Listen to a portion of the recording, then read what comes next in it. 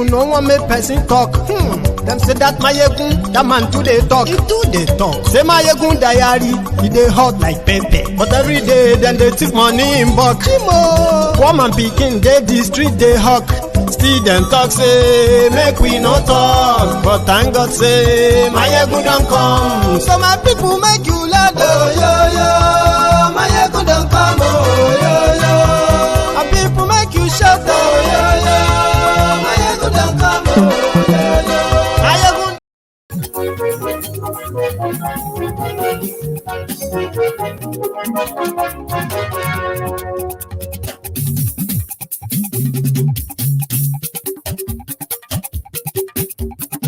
Hello there.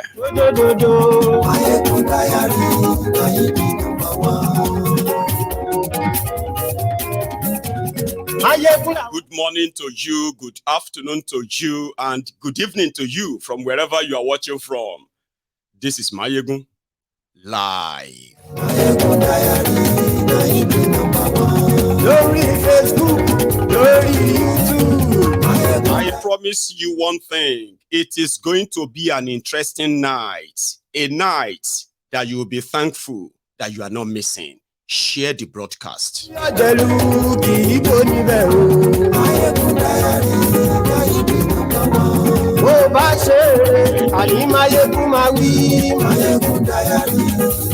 My brothers and sisters in UAE, Kalu and his criminal group, they decided to play propaganda with the most important news that a lot of you have been waiting for.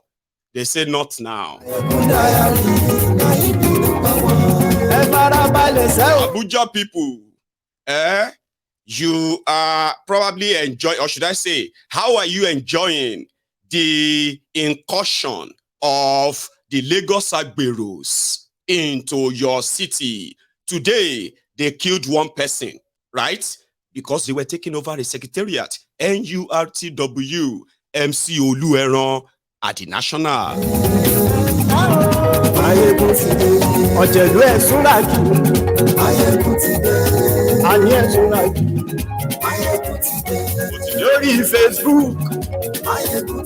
In the next few days, the Federal Bureau of Investigation, FBI in America, will be releasing some documents, 2,500 of them.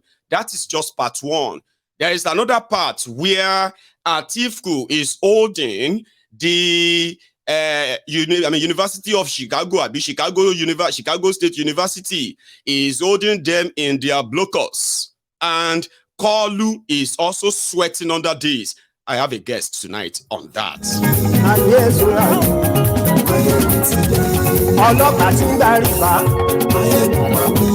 Oh, every day, even if they are trying to kind of sweep and trying to avoid their Bokwari, who said that nobody should call on him the moment he leave Aso Rock, right? And the revelations that are coming, the criminality that, especially the financial rascality that took place under him, the destruction of Nigeria economy by him, and all these revelations that are coming out. I am still wondering, why is Bokwari still sleeping in his house in Daura?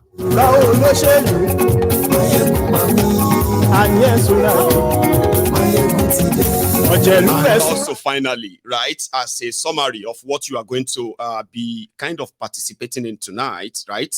A storm, they say storm in the teacup is becoming storm all over the place.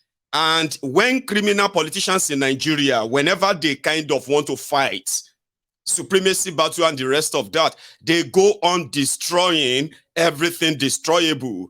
In Ogun State, it is dubious Dapo versus Ogidi Omole, OGD.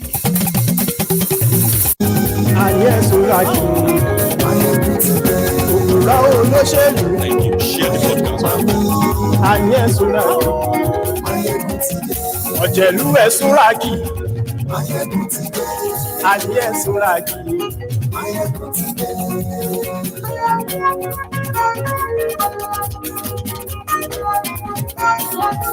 Mayegun ti pé.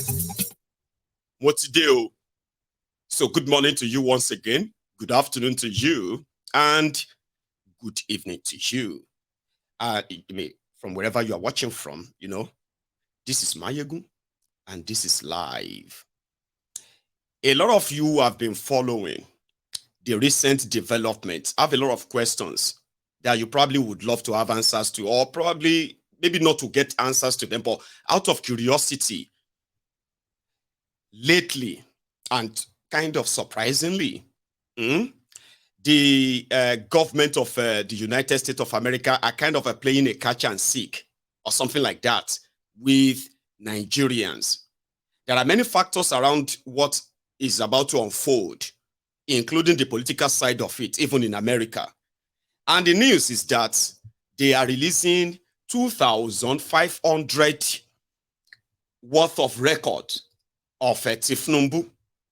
The initiator of this happened to be David Hundeyin and another legal, establishment in that US as well, compelling or asking the court to compel the FBI, DEA, the American government, and the American government in its entirety, to at least do this Nigerian one favor. They have no idea who this man is or was. To the point that some of the available records are showing that the Tinubu that went to America for education was a girl. All right. And Tinubu is saying that although you might actually have a problem with his own sex, whether it's female or male, that's not his own fault. However, he's also asking the court, he's asking the court in America to stop the Chicago State University from releasing the ones, I'm talking about the ones that are currently available. A lot of people are saying there is more. In fact, they said there is actually a ploy to keep that under wrap because Tinubu is more or less like an American asset in Nigeria, which is not going to do Nigeria any good. So all this suspicion and all of that, David Hundeyin, the main David, they went on to challenge the American government. And finally, the FBI, including all their agencies, they said they have at least 2,500 records, okay? Bank accounts, address, every contact is had in America on record. They will release them in that name, Bola Tinubu, whether it's male or female, we will know that. So that news came out and people were like, does that even matter anymore? Because Nigerian court, what would that change? Would that make them now say, okay, yeah, we now accept that he's a real criminal, and by so doing, okay, it can be, you know what I mean? But a lot of people kind of feel like it is of no use anymore, especially knowing the corrupt judiciary that they have in Nigeria. Others are saying, well, it is not over until it is over. So, according to them, they said FBI will comply with the FOIA request. All right. FBI has identified a total of approximately 2,500 pages potentially responsive to FOIA requests, this and that. FBI plans a processing schedule of 500 pages per month, with an initial release anticipated by the end of October 2023. Pursuant to FOIA exemptions and blah, blah, FBI will not confirm or deny the existence of responsive record. This is them in a court document. Right? Say FBI believes a briefing schedule is premature at this time. So they can't really come out and begin to tell you all they know about Tinubu and his life in America. Right? So, like others have said, right, this is going to be like it's a Pandora box. Okay? Like a Pandora box that a lot of people will be like, oh my, but to what end? What would that change? Well, I'm going to bring David on later tonight when it's going to be with us for, briefly, basically on this same subject. Okay. But while we kind of wait for David to come on, and there is also another development. Remember, like I said, Atiku is asking the Chicago State University to release every record, including if he bought something and the receipt is kept in the record. You know what I mean? They should release everything, pictures, everything that they know about that Tinubu, right? So they too, they said they will release them, okay? But they want to honor the, what do you call it? That a confidentiality law or rule of their own institution, which means they will give Tinubu a chance to accept that they should release it, or the court should give the order. Now, in that same court, there's a scheduled hearing on that. I think it's scheduled for 13th or so of this month, which is tomorrow. Okay? I think. So they said Tinubu's lawyer, they now sent a kind of a secret email by requesting that that should be brought forward. Being brought forward simply means that they wanted the court, like they do in Nigeria, sure you get, without notifying the other party. Just ask them to give you a chance so that you can come in, do your thing, and then disappear. Somebody said it is today, right? It is today. So they said that this happened to be the email that was sent on behalf of Tinubu. Okay. So they said, I am contacting you on behalf of attorney, this, and attorney, that. On September 12, they have a hearing scheduled at 1:30 p.m., which is today. They are requesting to move the hearing, if possible, to Wednesday, tomorrow, or as soon thereafter. Okay, that's exactly like they kind of were stalling. That's the issue. They were kind of stalling. So it's taking place today. So in response, this is what the court kind of responded back, just for the record, right? So they said, minute entry before the Honorable Jeffrey Gilbert. The court received an email from the offices of Anderson Parks and Counsel for Intervenor Tinubu, asking that tomorrow's hearing in this case be stricken out and moved to the next day. The court docked that email on the CM/ECF system, right? Construing that email as a motion. The motion is denied. The email was not copied to any other counsel of record, nor was it filed of record, right? So tomorrow's hearing, does it appear that any other counsel of record was consulted about moving tomorrow's hearing? For the avoidance of doubt, no counsel or counsel staff, the Anderson Parks email was not authored by a lawyer, should email the court without this. Anyway, to cut the long story short, they were kind of stalling in a way to further try to delay. Meanwhile, at the back end of it, when they asked Tinubu, he said, Atiku is trying to sandbag him, something like, box him to a corner legally by trying to expose what he shouldn't, because it is of no use. Atiku just want to destroy him and kind of ruin his reputation and all of that. Now just one university won't be that. The record is kind of already out.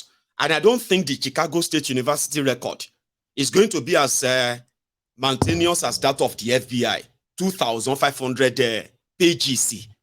Sure you get? So he's stopping them there, or stalling to stop them from releasing that, right? While there is a big chunk lion that is already about to devour him as well. Others are kind of feeling like, but no, they do yourself, Charlie.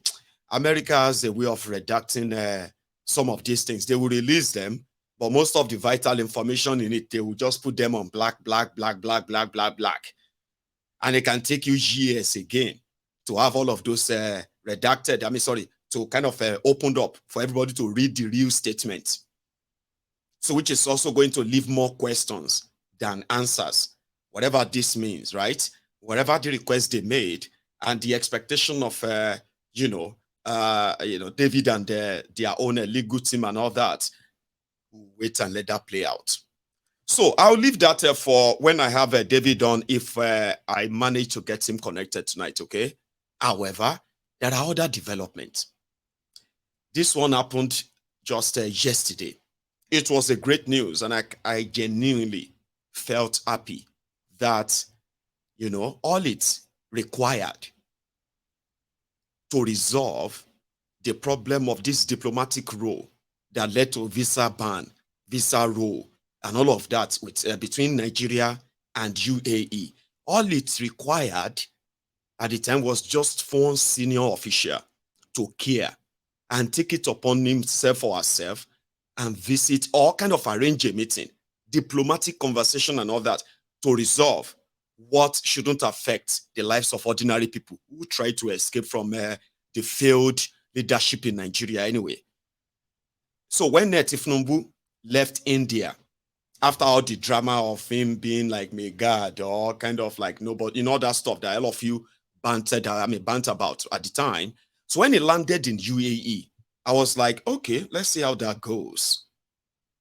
So I don't know what pushed them to go ahead and release a statement to the public by telling them that the UAE has agreed to lift the ban, but they said UAE has lifted the ban and it is with immediate effect. That was a lie.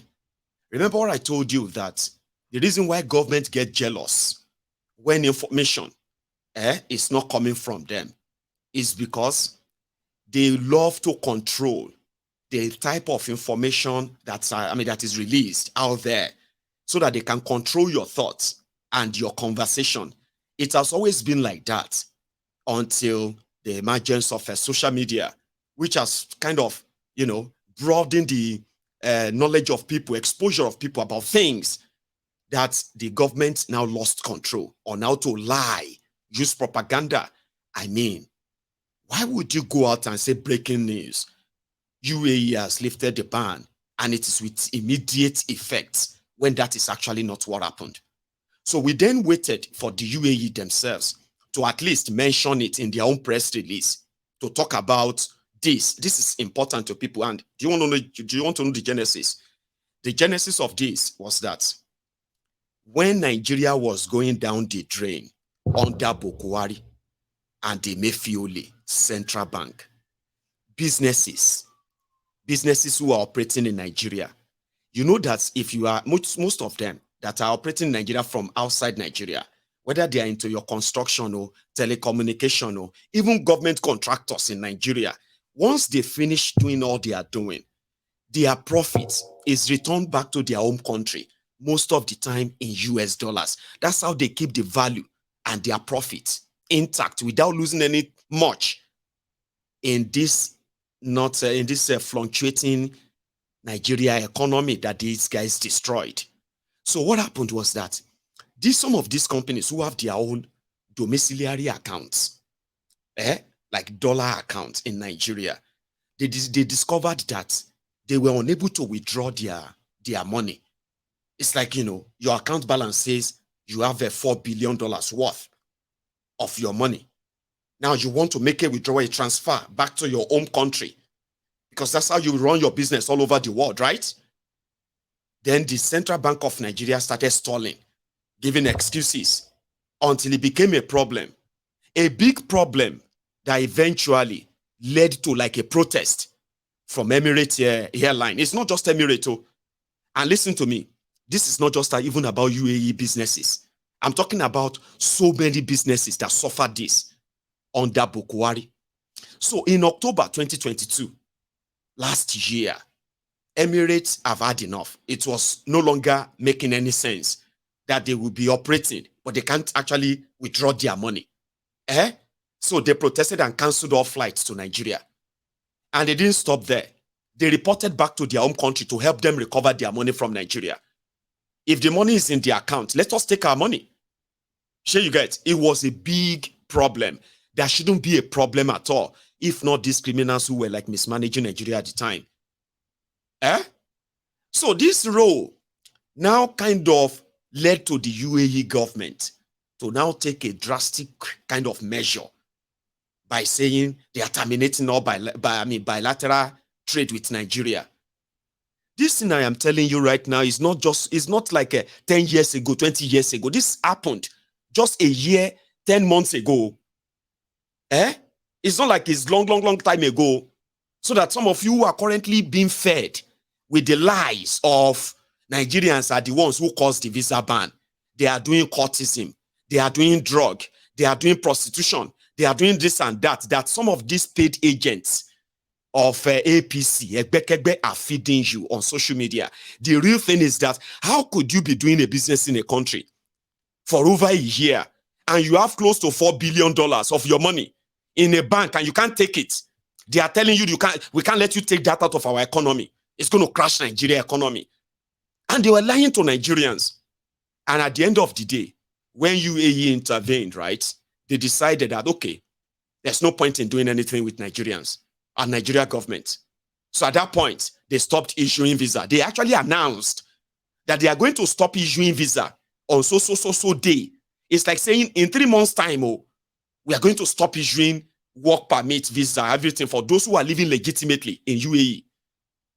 There are Nigerians who live in UAE, like me and you living in the UK, America, with our family, who are living legitimately, who have work permit. You know what I mean? Like any one of us, suddenly, that affected, not those who wanted to visit and go and spend money alone. No. Those who were living in Dubai, living their own life in that same city or in that same country, a lot of them started finding it difficult to get their work permits renewed. By so doing, a lot of them lost jobs, lost their own, even lost relationship, lost family. You know what I mean?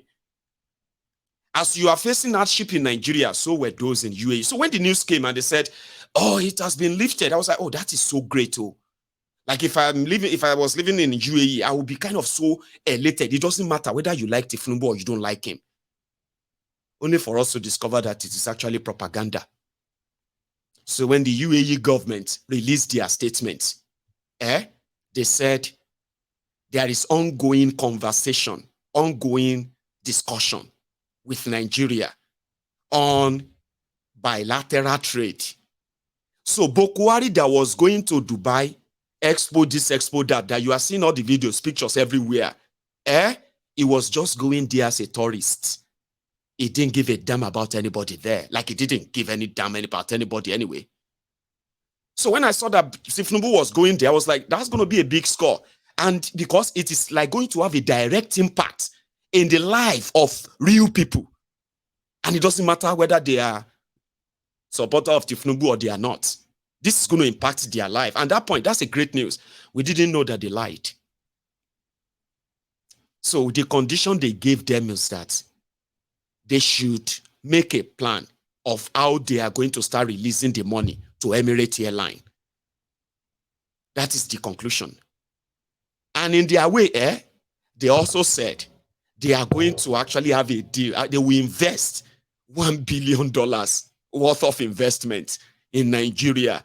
And that is what they are carrying about in Nigeria as a success. What investment? Multi-billion? No. They said, if Nigeria is serious, they should start releasing that money. And that's what Tinubu said there. Tinubu told them that, no, we will release the money.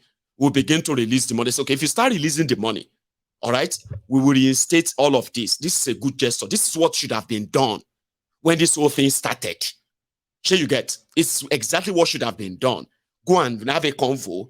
Tell them not to kind of implement that visa ban or what have you. You work around it and you ensure that they get their money. And there will not be any wahala.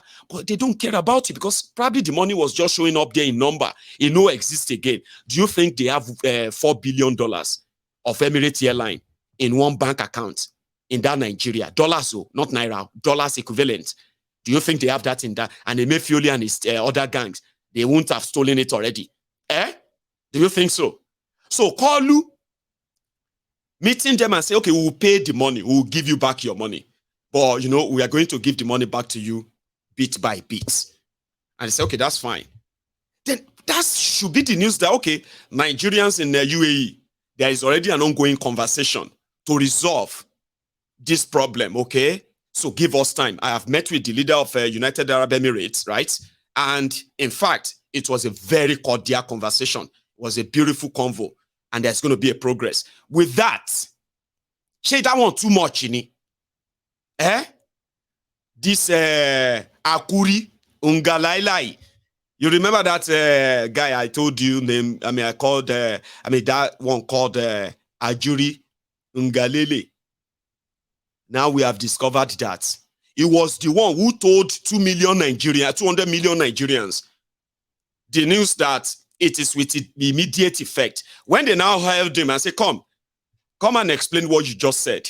Is it with immediate effect? Can I go onto the Emirates airline website right now and book a flight to Dubai?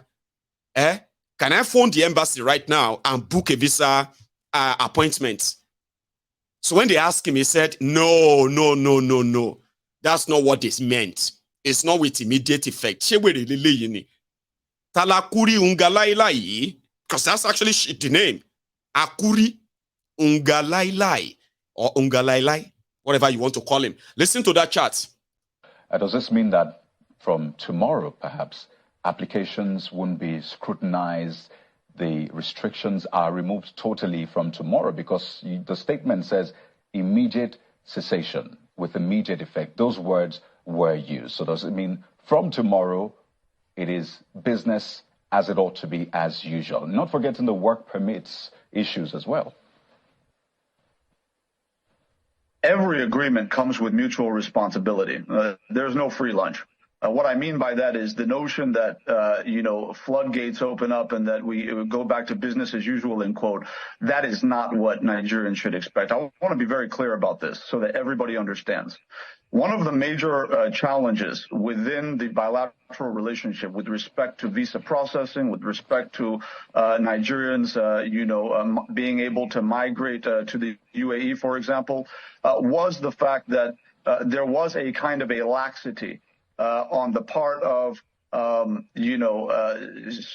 certain visa processes or certain applications that were being made that created a lack of specificity and a lack of diligent evaluation with respect to who is traveling to the UAE and why they're traveling. And this is why we had issues of just a few, bad eggs amongst our people, giving a bad name to all of us, which was a major sticking point as to how we got to this point. So what we've done as part of this process is put in place new measures that would ensure that there is effective diligence done on the part of both sides. That's the UAE authorities as well as the Nigerian authorities in making sure that any Nigerian citizen who is seeking to travel to the UAE, for example, is being thoroughly scrutinized, not in a way that is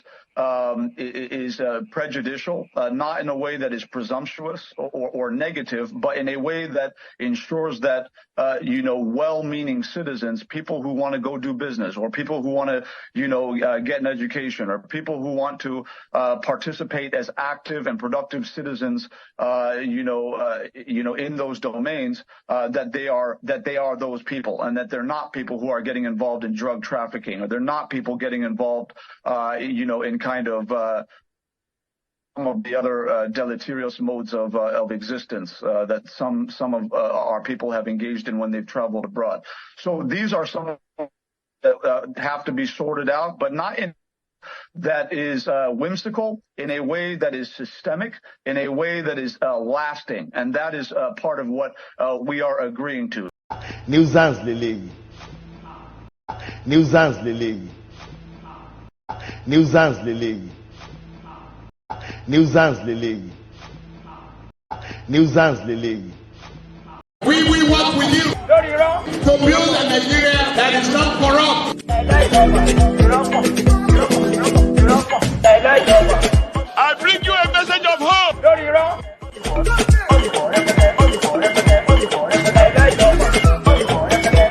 We are going to spend a lot of resources on education.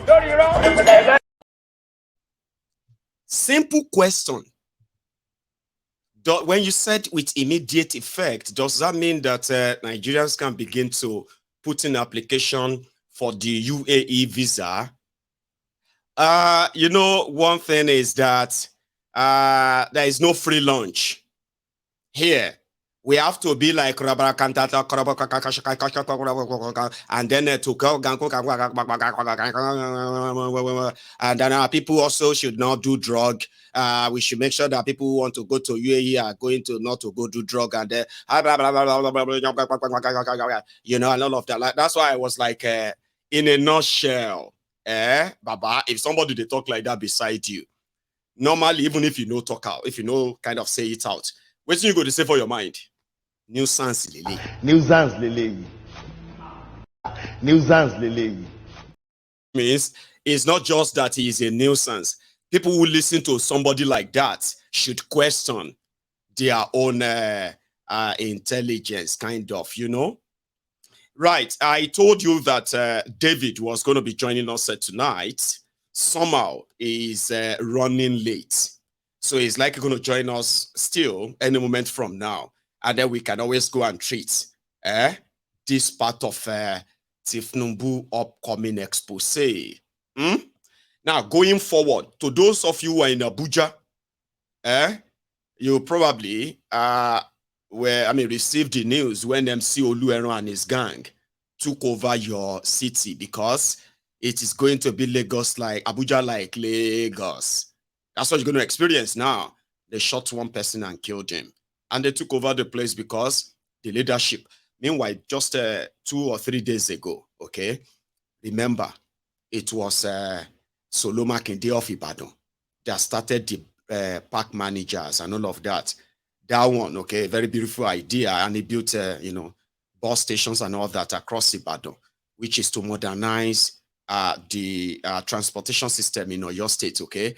And at the same time, to further harness the chance of making more IGR directly to the government. Beautiful idea. Unfortunately, he had to make a murderer the head of the park managers. It can be like saying, now we did they take care of it at the time until that one can't overdue. Long story short, park manager idea from Oyo State got imported to Lagos State by Sanwo-Iku. We don't know why, but suddenly they said MC Oluero and co, they can no longer be in charge of parks, so they appointed park managers, even though they probably never really existed or effective, but somehow it was an affront. Then just a few days ago, they announced that, you know what, all of you go away, you are not really useful to us. Park managers, MC Oluero, take your job back. So he became the head of the garages and parks in Lagos again. Omo Jagaban is in Abuja, you know? I mean, are they just going to sit back in Lagos and some people going to be, no. So they moved to Abuja, where they've been in Abuja for a while. So today, they decided to go and give you the taste of the medicine that they have been serving the Lagosians for a while. And it's just a tip.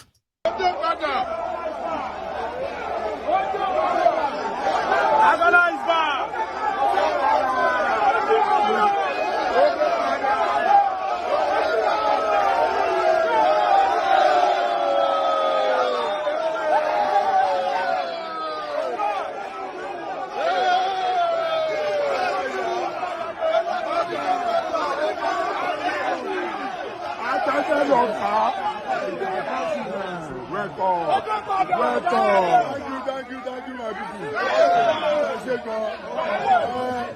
The problem goes national union ni wa àwọn ọ̀dẹ̀ lórí lọ́wọ́lọ́wọ́ báyìí àwọn olórí lọ́wọ́lọ́wọ́ báyìí so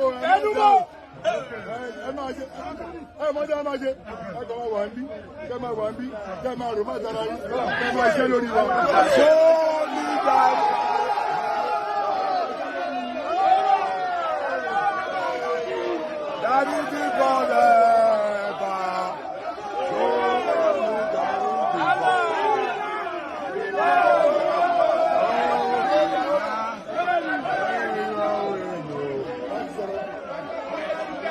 Oga, go inside.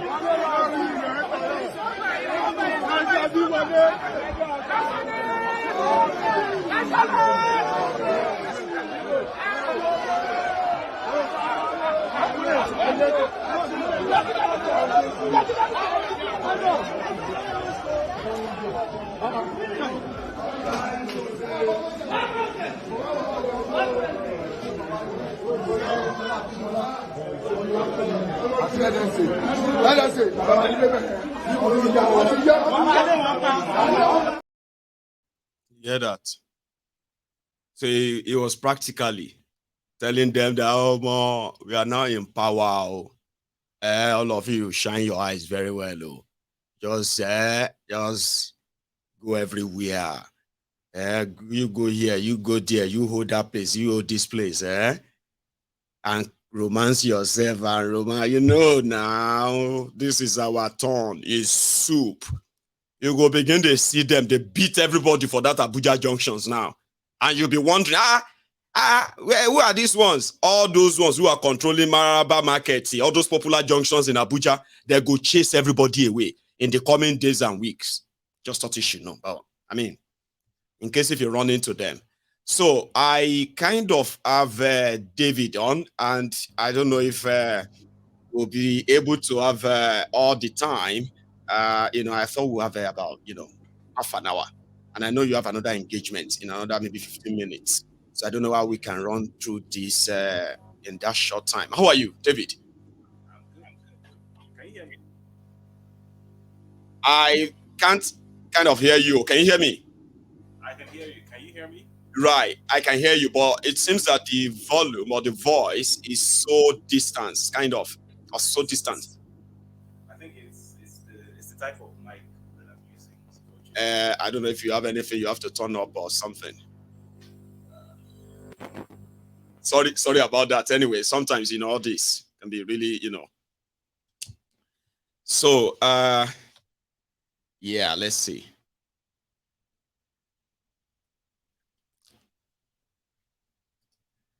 So I'm going to let David kind of fix the audio. The audio is so low, and I have some outlined, perspective of his.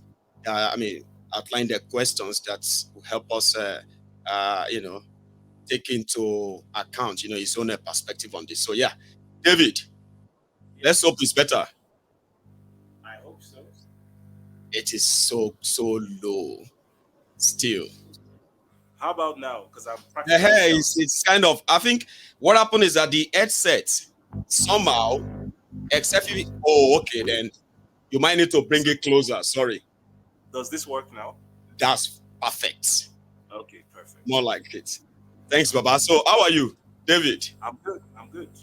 Great. And just to quickly run through this, okay?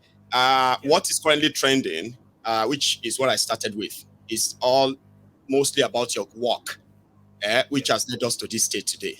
So initially we were looking forward to what Atiku is going to kind of unravel from the Chicago State University based on what the ongoing issue, right?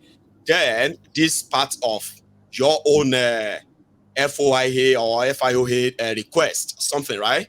Which is going to kind of like drop a bombshell, something even bigger. So people are wondering that with the ruling from the Presidential Election Petition Court or Tribunal, which seems not to be interested in looking at any evidence at all, using technicalities and all that. So do you think this is going to make any difference at all? Or what is this all about? If you can just shed more light on that or join. So first of all, I should state that the purpose of all of this isn't to get a judicial outcome in the Nigerian court. I think that ship has sailed. That voice still seems distant. I don't know if the microphone can just come down and come straight, like, I don't know, something like that. How about now? Is that better? I know it's ridiculous that you have to put your mouth so close. I don't know why. But somehow there's a technique that you can just condenser mic. I don't know why it does this. But anyway, as I was saying, it's better now.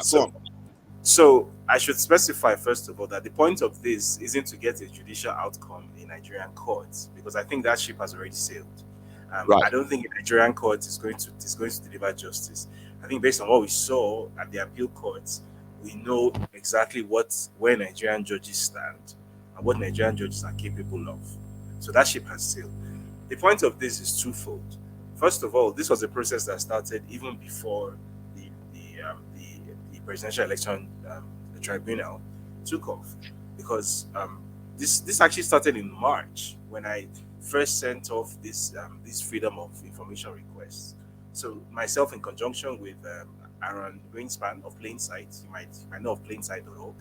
It's a US organization that's basically, the purpose of Plainsight is to put public interest information into the public domain using FOIAs and strategic litigation.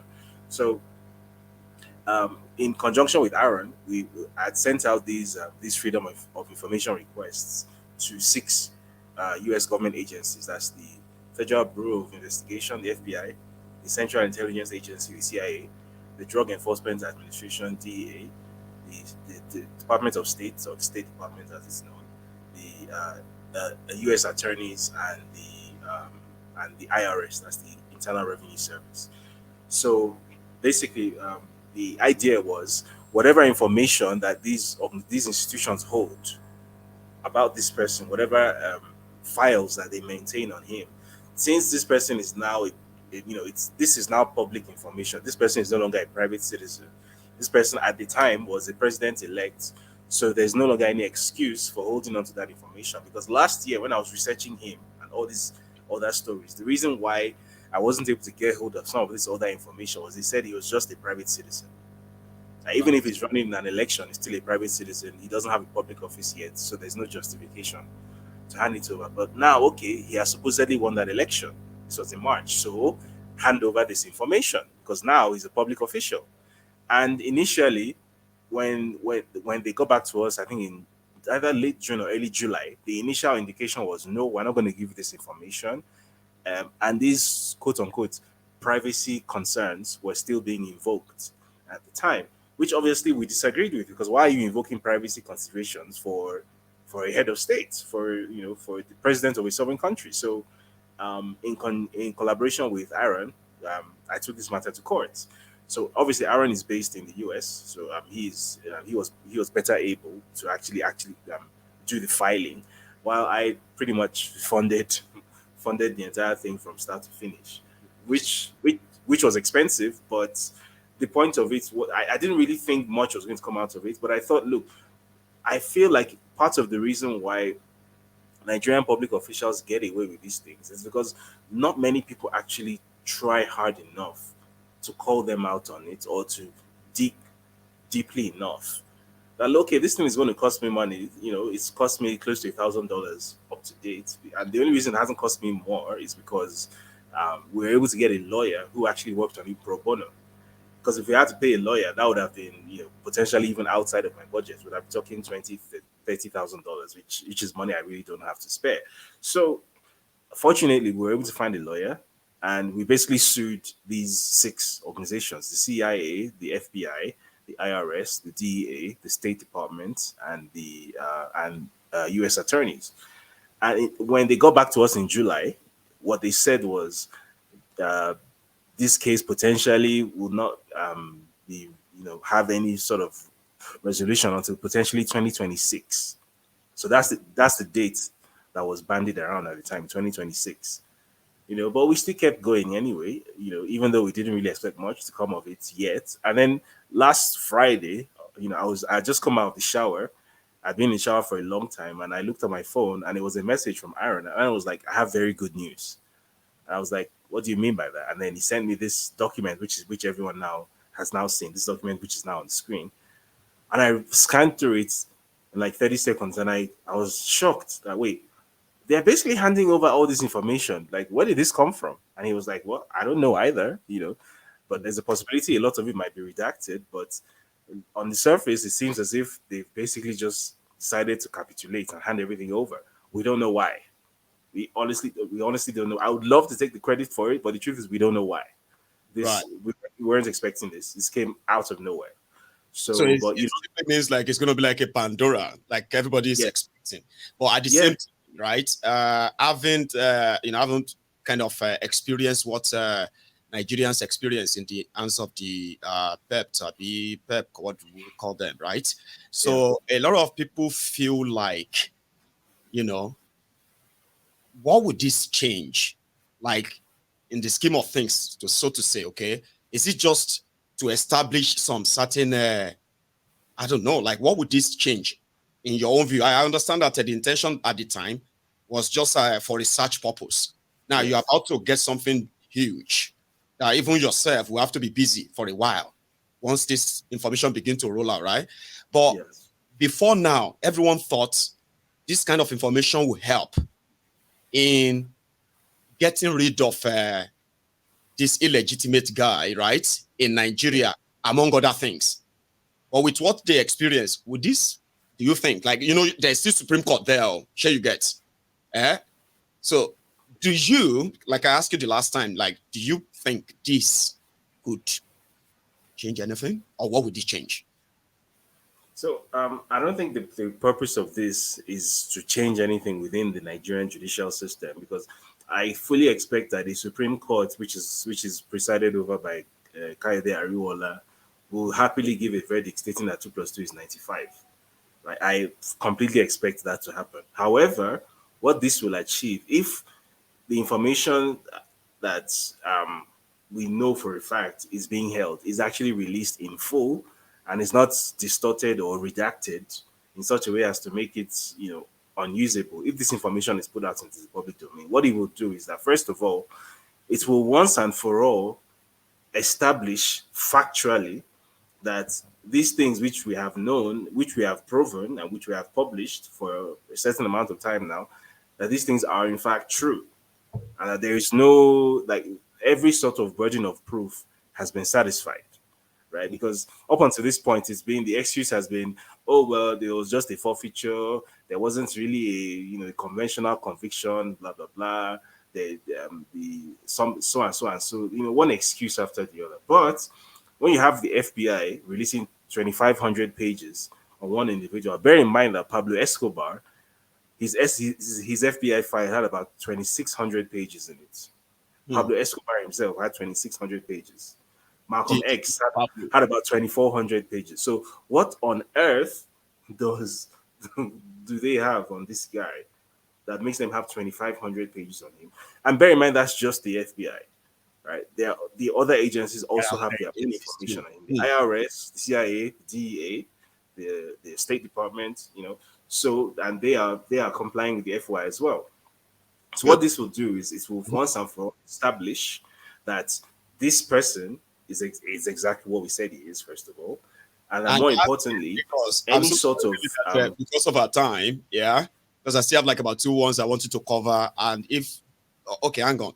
Does that still stand that you need to leave like in about 6 minutes? I think I can do like another 15, extra 10 minutes just into it, and then we can continue. Is that all right? Yeah. I'm sorry that a lot of people want to listen to you, right? They will feel like I'm going to be leading you, but they won't understand the fact that I'm struggling to make sure that nothing is left out. So if you give us that grace, right? Now I'm going to just push this to you, okay? This issue of election and tribunal has further exposed, right, the vulnerability, partly the corrupt side of the Nigerian judiciary. And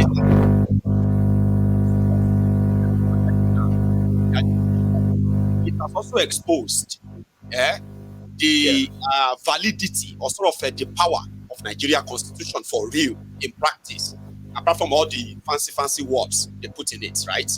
That if you have to put Nigeria Constitution for real, so this judgment that happened and the way it all went is, further kind of proof that this 1999 Constitution is going to continue to be the albatross, and is going to continue to be the one that will be cementing every corrupt process, no matter any effort to changing them. So what do you think, as somebody who is more vast in all of this?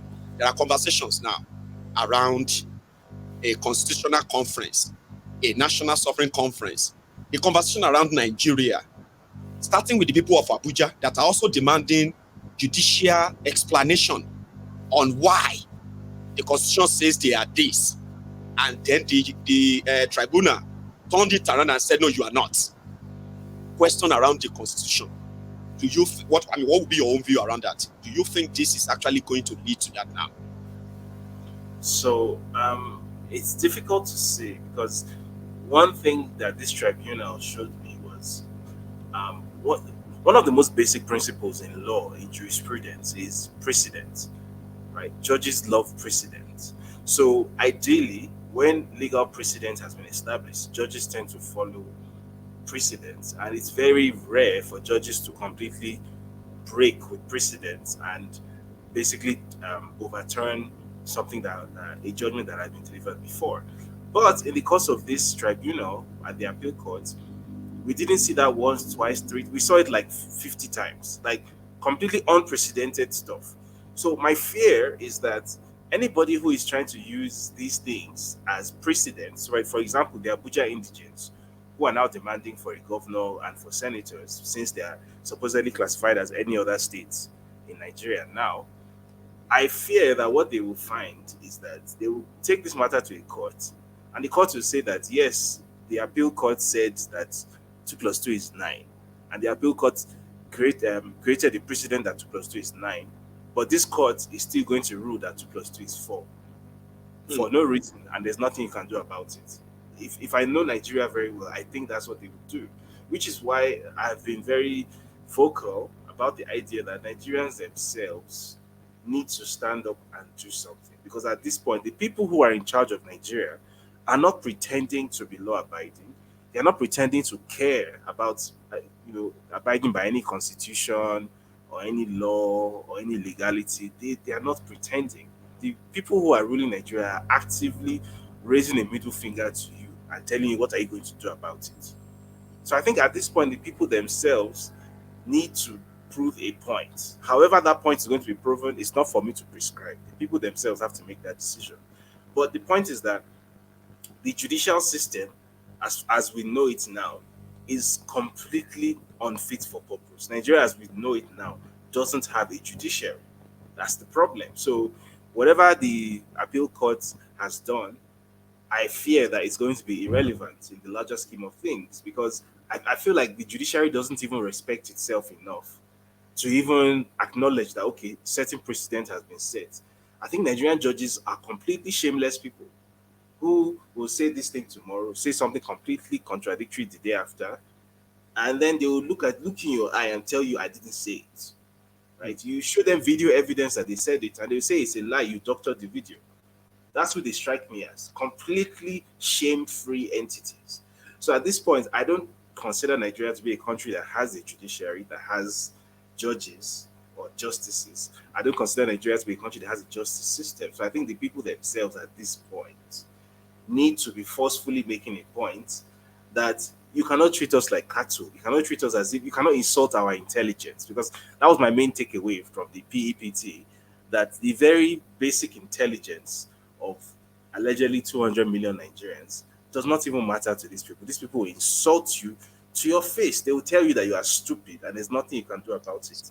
So I think from a Nigerian point of view, Nigerians should be basically the ones making that decision now. That is that characterization of us accurate? Are we actually stupid, or can we do better? It's up to Nigerians. We invested a lot, right?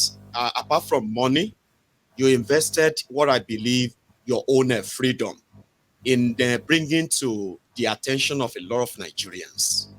And you are highly respected for that.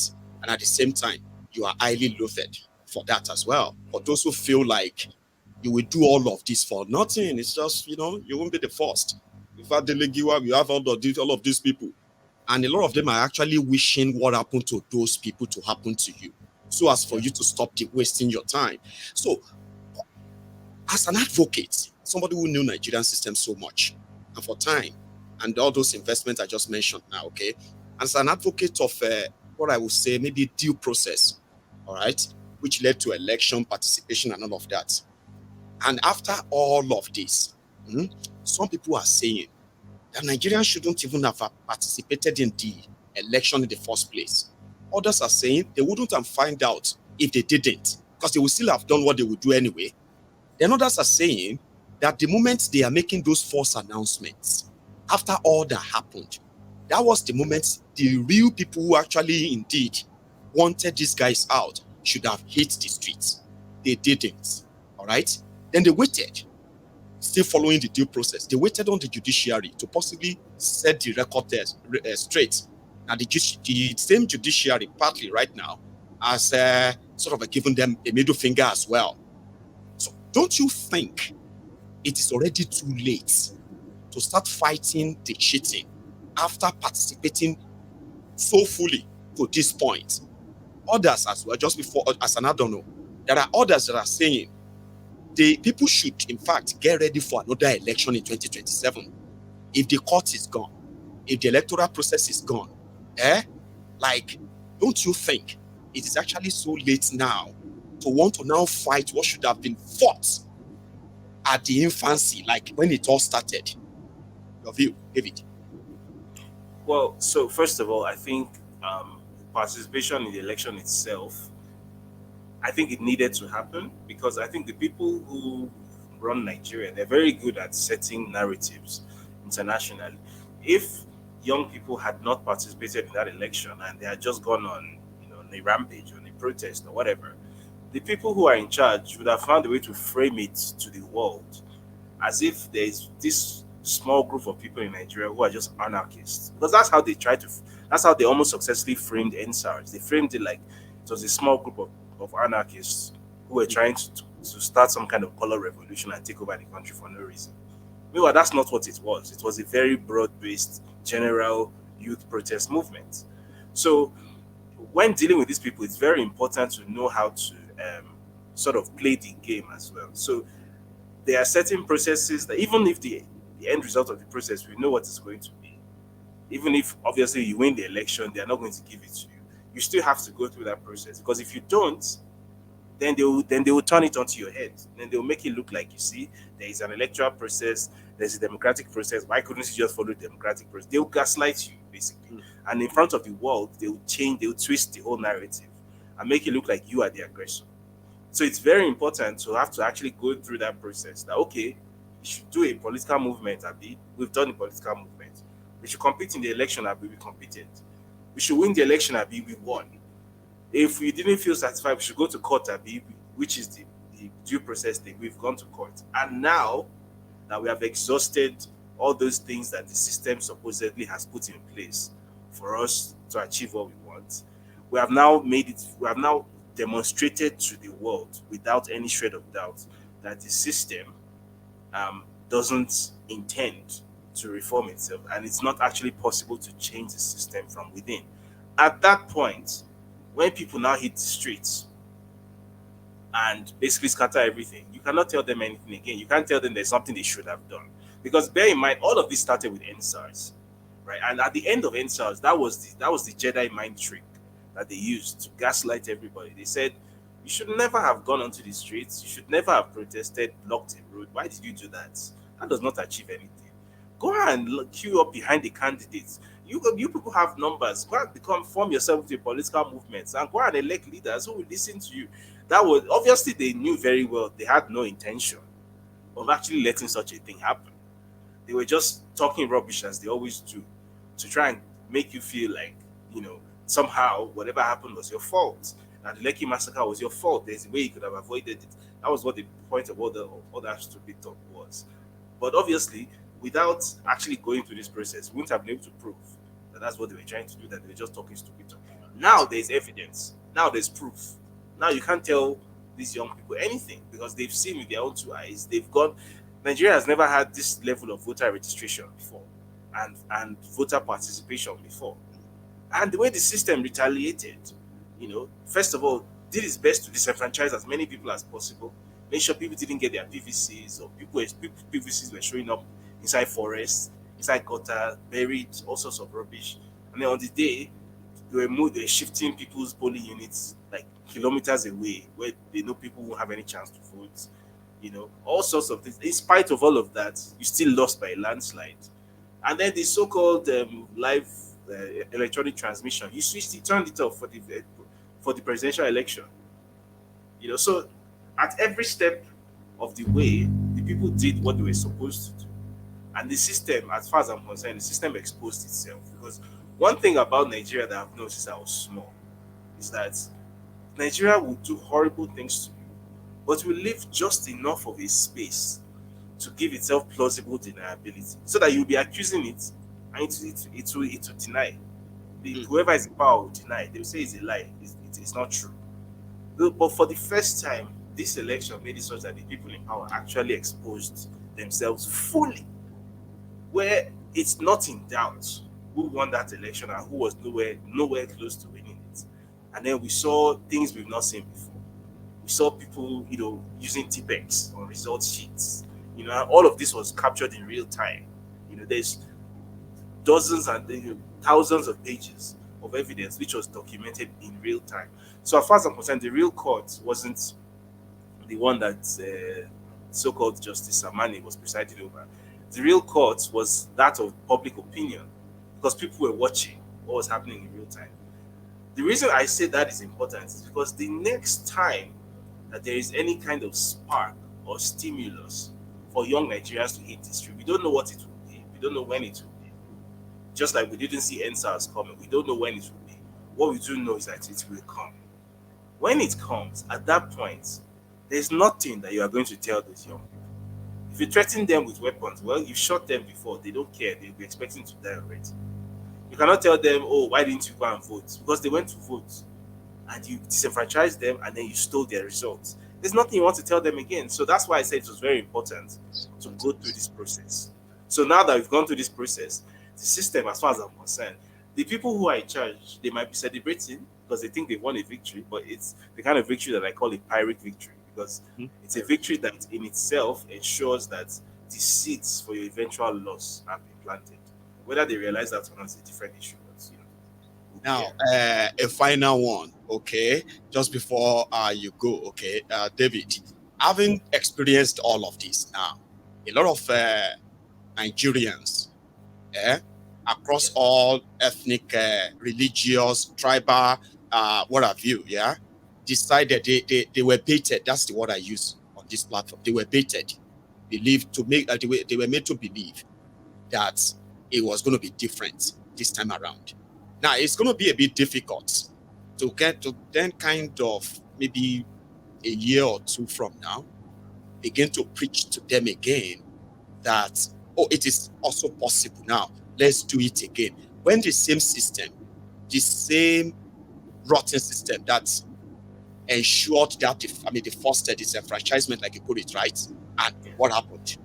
Which, unfortunately, when all these things happen, right? Unfortunately, it further divide Nigerians. It was like an avenue to further divide Nigerians among those who said, we have told you, we saw this coming. How could you not? And then to those who are like, we don't care. You either take it or you leave it. So, David, using your own position among the young people, even among the older generation, would you not kind of subscribe to an idea where every one of us uses our platform to encourage a change in that system, starting with that fraudulent constitution, before any election again, rather than get so boxed to the corner until another time presents itself that everybody will just be like, no, you can't do anything. You just have to go through it again. I mean, what do you think? I agree. I completely agree. However, as I said, before getting to this point, we had to exhaust all the opportunities for the system to gaslight us first. So now, at this point, if anyone is pushing for a constitutional conference or for even more extreme solutions than a constitutional conference, I'm sure you know what I'm referring to. At this point, you cannot tell such people anything. You can't tell them that they're wrong, right? But it was important that we had to go through all of that first. Before now, at this point, I completely agree. Every potential solution beyond what has been tried is on the table now. This system has to change before anybody is forced to go and participate in another charade, which is their trade. They are already planning towards next election anyway. You know that. Exactly. So why should anybody be part of that? And why on earth would an election which is being administered by Bola Tinubu predetermined go against the interests of Bola Tinubu? That's ridiculous. We went through the same thing in 2019, where after people deceived themselves, oh, we'll vote him out if he doesn't perform well. Well, Buhari told you point blank, I'm I'm not going to lose that election. Now, between God and man, I don't think anybody actually believes that Buhari actually won that election in 2019. But, we know how it went. So 2027 isn't going to be any different, which is why I'm not interested in hearing anything about 2027. As I said, it was important to go through what we went through in 2023 so that now at this point, any solution that is proposed beyond what has already been tried is on the table, right? Up to and including the ones from the people that we don't even like, right? The people who talk about Biafra and all these things. Those solutions are on the table now. You know where I'm going. You know where I'm going because they are those who are now pretty much like, what happened to your PVC now? And people like you invested a lot in educating the people and encourage them to actually participate. It's not just working to get people to participate. People actually participated. After all of that, those who rejected and said they will have predetermined the whole thing. Like they are now pretty much like, that's why we never participated. That's why I asked that, won't it make much sense now for everybody to now kind of agree now that even if you want to have Biafra, Yoruba Nation and the rest of that, this particular system has to go first. And we cannot drop all the pretense and the division, right? And address the main thing where we can say, okay, you know what? David. At this point, I mean, as I said, every solution is on the table because the Nigerian system has given such people the right to propose such solutions, right? So at this point, you can no longer accuse people of being Confucianists, of being anarchists, of being, criminals and separatists. You can't accuse people of anything anymore because people have gone through the prescribed system now. The only part of the system that hasn't been tried yet is the Supreme Court, and we already know what's going to happen in the Supreme Court. So, at least for the sake of optics, we'll go through that Supreme Court process as well. And when the system does the only thing it knows how to do and makes a mockery of the Supreme Court as well, at that point, whoever it is that is proposing any solution above and beyond all the ones that we have tried within the current system, you cannot tell them anything. I will never get up and talk down on anybody who proposes any of those solutions again, because at that point it should have been clear that the system has reached its limits. This is as far as you can go within the system. This is as far as the system will allow. So if you want to have a better life than this, you need to break out of the system. It's as simple as that. So except the system decides to wake up and smell the coffee and realize that this is unsustainable and it has to give concessions, which it's not going to because it's not in Tinubu's nature. Tinubu is like a rat. All he knows how to do is eat. He doesn't understand the concept of, taking note of other people and concessions. He doesn't want. All he knows is power. It's eat. Whatever so when not do, more money will do it. Exactly. So when they inevitably do what they're going to do with the Kayode Ariola Supreme Court, at that point, anybody at all, all options is now on the table. Be it the Constitutional Conference people, be it the NINAS people, be it the IPOB people, be it the Oduduwa Republic people, be it the Middle Belt, whatever it is, every solution is going to be on the table. And no one will be able to blame anybody but the system itself for having created this. Because, by the way, Nigeria is not the first country where such things will happen. No. After the system makes a mess of itself in the way it has done. Like this, Sudan did very similar things. We know how the story ended for them, how it still ended for them, right? The country formerly known as Yugoslavia did similar things. We know how it ended for them and how it's still ending for them. So unfortunately, it's up to the Nigerian system itself it's not me, it's not you who's going to make any of this happen. It's the Nigerian system itself, as far as I'm concerned, that is making all of this happen.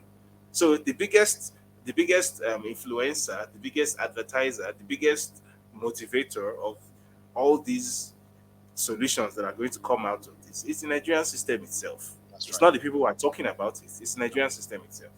So that's where we're at. Make those changes. Right, David. I wish we have longer time. Okay, thank you so much. This actually is impromptu. I kind of ambushed you midway, so I'm going to let you go, and I will have another time with you as this whole thing unravels. Okay, You have a wonderful night, Baba. Thank you. All right. Nice one, Baba. So that's David. And the brief explanation is managed to make with us tonight. I hope a lot of us who kind of participated in that, you have kept what you think you should keep, right? From all of that. Loaded. I'll cut that out at some point and then put that out there. Now, let us continue. I was talking to you about